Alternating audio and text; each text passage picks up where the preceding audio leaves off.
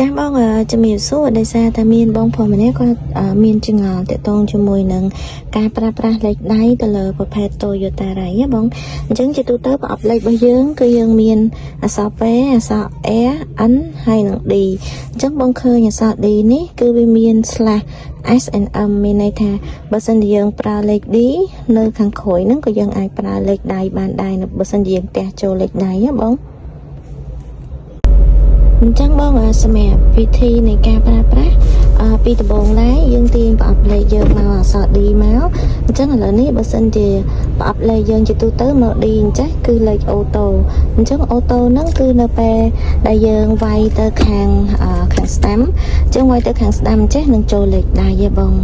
អញ្ចឹងរបៀបនៃការសាងលេខវិញបងអញ្ចឹងសម្រាប់អក្សរលេខបូកនេះគឺមានន័យថាយើងសាងលេខឡើងបងដូចជាយើងបូកលេខ1លេខ2លេខ3រហូតទៅដល់7លេខបងដោយសារតែប្រអប់លេខ Toyota Ray គឺយើងមាន7លេខអូតូបងហើយរួមជាមួយនឹងលេខដៃដែរនឹងសម្រាប់ខាងឆ្វេងនេះគឺយើងសម្រាប់ដកអញ្ចឹងយើងចង់ថយលេខមានថយលេខអញ្ចឹងរបៀបចុចរបស់វាយើងក៏ទះពីខាងក្រោយនេះមកនឹងវាដកអីខាងបូកក៏ដូចគ្នាដែរយើងចុចអញ្ចឹងដូចគ្នានឹងបូកលេខឡើងបងអញ្ចឹងនៅពេលដែលបងទះចូលភ្លាមបងនឹងឃើញអក្សរ S ដោយសារខ្ញុំអត់ទាន់សាងលេខទេអញ្ចឹងនៅពេលដែលបងចង់សាងលេខចូលលេខ1អញ្ចឹងខាងនេះគឺខាងលេខបូកហើយសម្រាប់ខាងឆ្វេងគឺខាងលេខដកមានដកលេខអញ្ចឹងបើសិនជាយើងចង់ឡើងលេខ1បងបូកវាកន្លែងនេះលេខ1មកអញ្ចឹងនៅ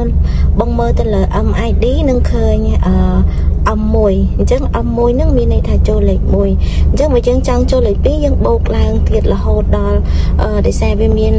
7លេខដៃនិង7លេខអូតូហ៎បងអញ្ចឹងសម្រាប់ការបូកលេខគឺយើងបូកលេខឡើងរហូតបងសម្រាប់លេខដៃ